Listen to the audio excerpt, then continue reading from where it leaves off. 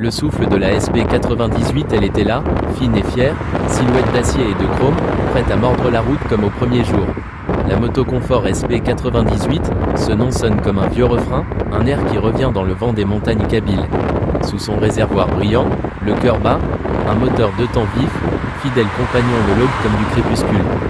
Je l'ai vu grimper les cols d'Agfadou, respirer l'odeur des pins d'Adécar, s'abreuver de brume à Assif El Hammam.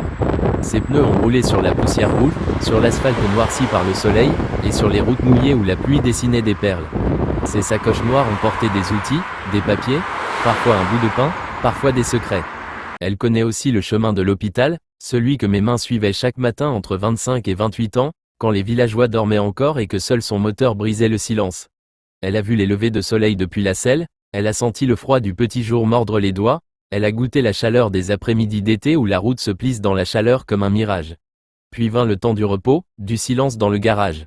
34 ans déjà passés, mais un jour, en décembre 2024, mes mains se sont remises à l'ouvrage, et, pièce après pièce, ressort après ressort, elle a retrouvé sa voie. En avril 2025, elle était prête. Le chrome reflétait le ciel, le moteur chantait à nouveau, et la route l'attendait comme une vieille amie retrouvée. Aujourd'hui, ma SP98 n'est pas qu'une machine. Elle est le souffle du passé, le vent de Kabylie revenu me parler à l'oreille, et chaque virage, chaque montée, chaque descente, réveille l'enfant de 9 ans que j'étais en 1973, celui qui rêvait déjà de liberté au son clair d'un moteur de temps. C'était un Laïd Kébir, ma première montée, ma première joie.